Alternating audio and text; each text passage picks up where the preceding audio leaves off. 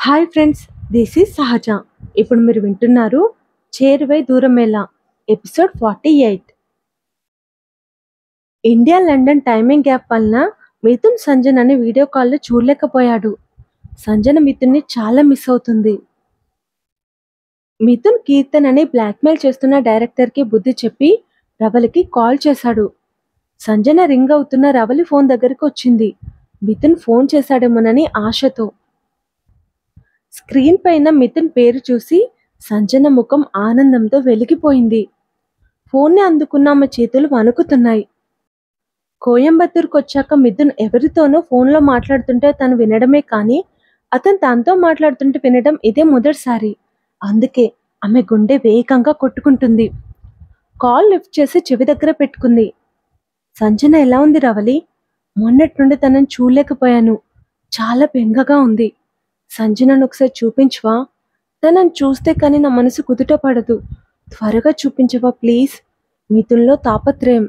అది విన్న సంజనకి ఏడుపు వచ్చేసింది. ఆమె గొంతులోని బాధ అతని చెవికి చేరుతుందేమోనని భయంతో కాల్ కట్ చేసి గదిలోకి పరిగెత్తింది సంజన. ఛార్జింగ్ అయిపోవడంతో ఫోన్ స్విచ్ ఆఫ్ అయింది. మిథున్ ఎన్నిసార్లు ఫోన్ చేసినా కలవలేదు. ఆమెను చూడాలనే మిథున్ ఆరాటం, అతని గొంతుల్లో మాటలో అర్థమైన సంజన పదే పదే అతని మాటలు గుర్తు చేసుకొని మురిసిపోయింది. నిజంగా నువ్వు నన్ను ప్రేమించట్లేదా మిథున్? మరెందుకు నన్ను చూడటానికి అంత ఆరాటపడుతున్నావు? నీ మనసులో ఏముందో ఎలా తెలుసుకోవాలో నాకు తెలియట్లేదు మిథున్. ఇంకెన్ని రోజులు మన మధ్య ఈ దూరం? ఒకవేళ ఈ దూరం శాశ్వతమైతే అమ్మో నేను భరించలేను, చచ్చిపోతాను అంటూ కన్నీళ్లతో మిథున్ ఫోటోని తన గుండెలకు హత్తుకుంది సంజన. చార్జ్ అయ్యాక రవలి తనని మిథున్కి చూపిస్తుందని సంజనకి తెలుసు. ఇప్పుడు నన్ను మిథున్ చూస్తే నేను బాధపడుతున్నట్లు అతనికి తెలిసిపోతుంది.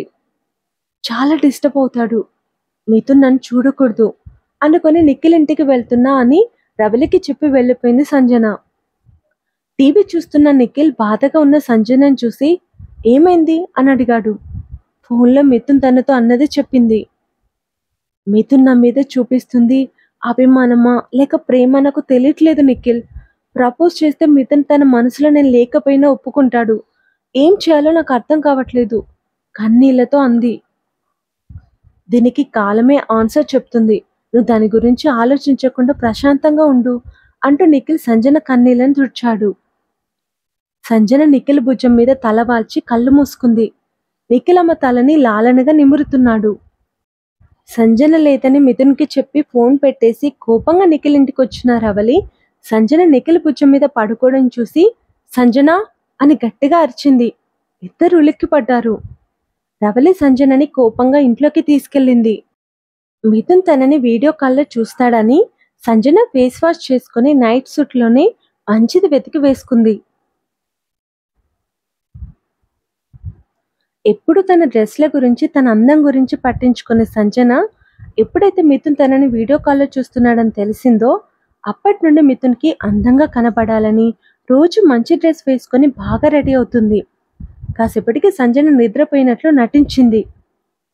రవలి సంజన రూమ్లో సీక్రెట్గా ఫోన్ పెట్టింది. అది గమనించిన సంజన ఇప్పుడు మిథున్ నన్ను చూస్తున్నాడు, నాకు అతన్ని చూడాలనుంది, కానీ నాకు అంత అదృష్టం లేదు అని బాధపడింది. అతన్ని చూడాలన్న కోరికను బలవంతంగా అదుపు చేసుకుంది రోజులాగే. మిథున్ డే స్టార్ట్ అయింది. నిఖిల్తో సినిమాకి వెళ్తున్నానని చెప్పి ఇంట్లోనే ఉంది సంజన. మిథున్కి ఫోన్ చేసి విష్ చేయాలని తొందర చేస్తున్న మా మనసుని కంట్రోల్ చేసుకుంది. ఆల్ ది బెస్ట్ అని చెప్పడానికి ఏంటి సంజన ప్రాబ్లం అని అడిగాడు నిఖిల్. మిథున్ గొంతు వింటేనే నాకు ఏడుపు వస్తుంది. ఇంకా నేను అతనితో మాట్లాడితే నా గొంతులేని ప్రేమ మిథున్కి ఖచ్చితంగా తెలిసిపోతుంది. అందుకే నేను మిథున్తో మాట్లాడను అని చెప్పింది సంజన. కాసేపటికి రేస్ స్టార్ట్ అయింది. ఇద్దరు కలిసి మిథున్ రేస్ చూశారు. మిథున్ 15th ప్లేస్ తెచ్చుకోవడంతో సంజన చాలా బాధపడింది. ఆమెని నార్మల్ చేయడానికి నిఖిల్ సంజనని తీసుకుని సినిమాకి వెళ్ళాడు. ఇద్దరు డిన్నర్ చేసి ఇంటికి వచ్చారు. మిథున్ రవలికి ఫోన్ చేసి సంజన వచ్చిందా అని అడిగాడు. ఇప్పుడే వచ్చింది అని చెప్పింది రవలి. తన గొంతు వినాలనుంది, ఒకసారి వినిపించవా? మిథున్లో ఎంత బాధ ఉందో అతని గొంతులోనే తెలుస్తుంది. ఓడిపోయిన మిథున్ సంజన నుండి ఊరటను పొందాలనుకుంటున్నాడని రవలికి అర్థమై డైనింగ్ టేబుల్ దగ్గరున్న సంజన దగ్గరికి వెళ్ళి, మిథున్ రేస్‌లో ఓడిపోయాడు. ఒకసారి అతనితో మాట్లాడు అని ఆమెకి ఫోన్ ఇస్తూ అంది రవలి. నువ్వు ఈ మాట చెప్పే వరకు మిథున్ నాకు గుర్తుకు కూడా లేడు. నేను అతనిని ఎప్పుడో మర్చిపోయాను. అయినా సరే మాట్లాడతాను ఆంటీ కోసం అంటూ సంజన ఫోన్ తీసుకొని హలో అనే లోపు ఆమె మాటలు విన్న మిథున్ కాల్ కట్ చేశాడు. అతను నేను ఎప్పుడూ మర్చిపోయానన్న సంజన మాట మిథున్ గుండెకు గాయం చేసింది.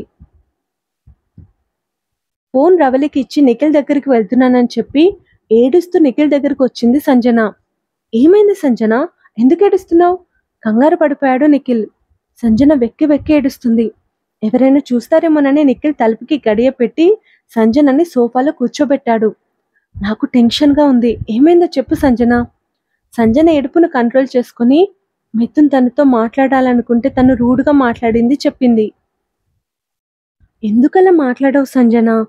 మిథున్తో మాట్లాడితే నా ప్రేమ బయటపడుతుందేమోనన్న భయంతో ఎలా తప్పించుకోవాలో తెలియక అలా మాట్లాడాను.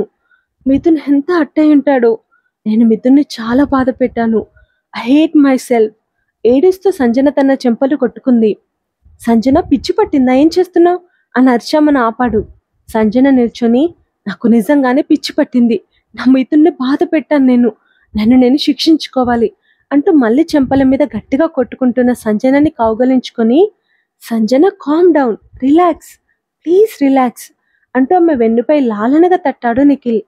రవలి విండో నుండి వాళ్ళు కౌగలించుకోవడం చూసి అపార్థం చేసుకుని సంజనని ఇంటికి తీసుకొచ్చింది. ఇద్దరు ఒకే రూమ్లో పడుకున్నారు. మిథున్ అసలు అన్నం తింటాడో లేదో నిఖిల్ అని సంజన నిఖిల్కి మెసేజ్ చేసింది. మిథున్ ఫోన్ లిఫ్ట్ చేయట్లే సంజన అని మెసేజ్ చేసి ఓ గాడ్ ఎందుకు చెప్పాను. సంజన చాలా టెన్షన్ పడుతుంది. వెంటనే డిలీట్ చేయాలని నిఖిల్ అనుకునేలోగా సంజన అతని మెసేజ్ చూసేసింది. మిథున్ ఫోన్ ఎత్తట్లేదా? ఎందుకు, ఏమైంది? సంజన కంగారు పడిపోయింది. సంజన, నువ్వు టెన్షన్ పడకు, ఫోన్ని రూమ్లో పెట్టి బయట కూర్చొని ఉంటాడు, డోంట్ వర్రీ అని నిఖిల్ ధైర్యం చెప్పాడు.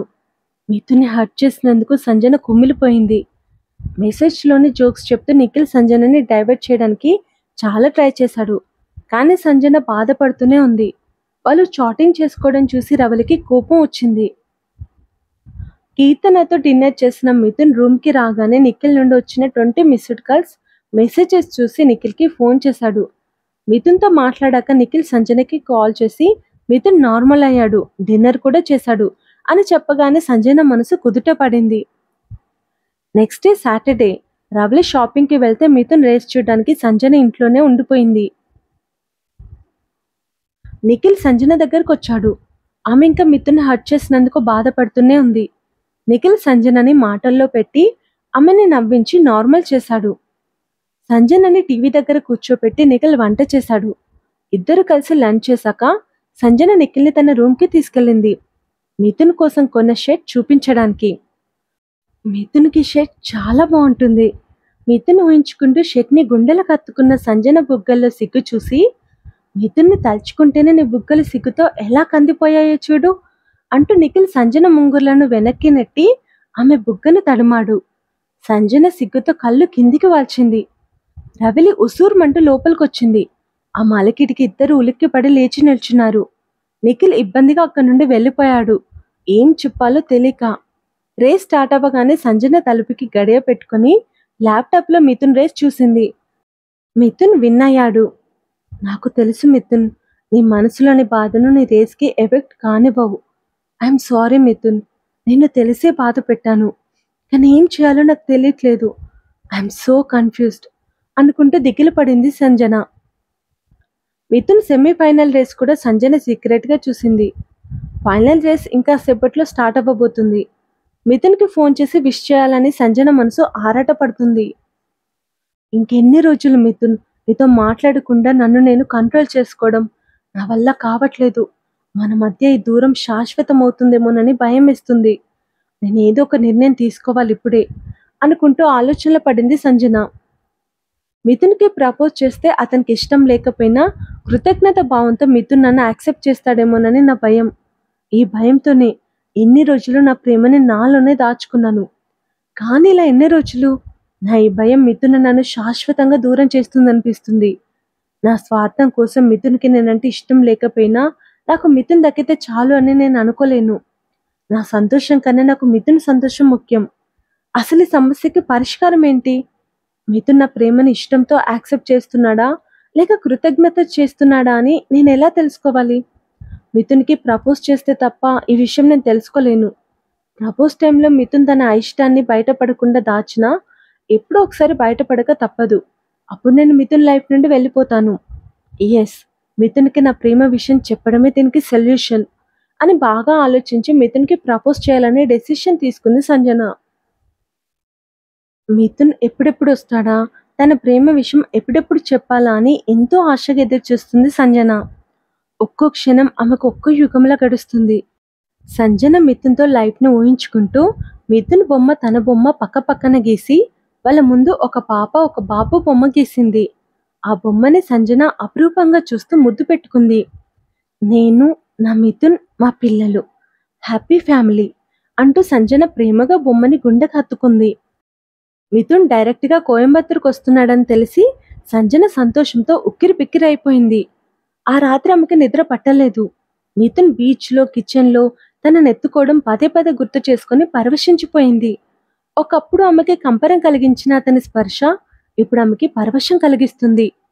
మిథున్ కోయంబత్తూర్‌కి చేరుకొని ఆఫీస్‌కెళ్తున్న సంజనని చాటుగా చూసి ఆమె కోసం బిర్యానీ చేసి ఆ పార్సల్‌తో పాటు తను సంజన కోసం తెచ్చిన చీరని నిఖిల్‌కిచ్చి హడావిడిగా ఢిల్లీకి వెళ్ళిపోయాడు. మిథున్‌ని చూడలేకపోయానని సంజన చాలా బాధపడింది. మిథున్ తన కోసం తెచ్చిన చీర ఆమెకు ఆ బాధ నుండి విముక్తినిచ్చింది. మిథున్ వచ్చే ముందు రోజు ఈ చీర నాకివ్వు నిఖిల్. నేను ఈ చీర కట్టుకుని మిథున్‌కి ప్రపోజ్ చేస్తాను అని చెప్పింది సంజన. అప్పుడివ్వడం ఎందుకు? ఇప్పుడే తీసుకో అని అన్నాడు నిఖిల్. ఈ చీర నా దగ్గరే ఉంటే రోజు కట్టుకొని చూసుకుంటూ ప్రపోజ్ టైం కల్లా చీర డ్యామేజ్ చేసేస్తానేమోనని భయం. అందుకే నీ దగ్గరే ఉండని అంది సంజన. సరే అంటూ నిఖిల్ చీరని వెనక్కి తీసుకెళ్లాడు. సంజన మిథున్ కోసం రోజు ఎదురు చూస్తుంది. 2 రోజుల్లోనే మిథున్ ప్యారిస్‌కి వెళ్ళాలి. మిథున్‌కి ప్రపోజ్ చేయడం కుదరదా? అసలు నేను మిథున్‌ని చూడడమే కుదరదా? అని చాలా బాధపడింది సంజన. మిథున్ ప్యారిస్ వెళ్లే ముందు రోజు నేను రేపు కోయంబత్తూర్‌కి వస్తున్నానని నిఖిల్‌కి చెప్పాడు. ఆ విషయాన్ని నిఖిల్ వెంటనే సంజనకి షేర్ చేశాడు.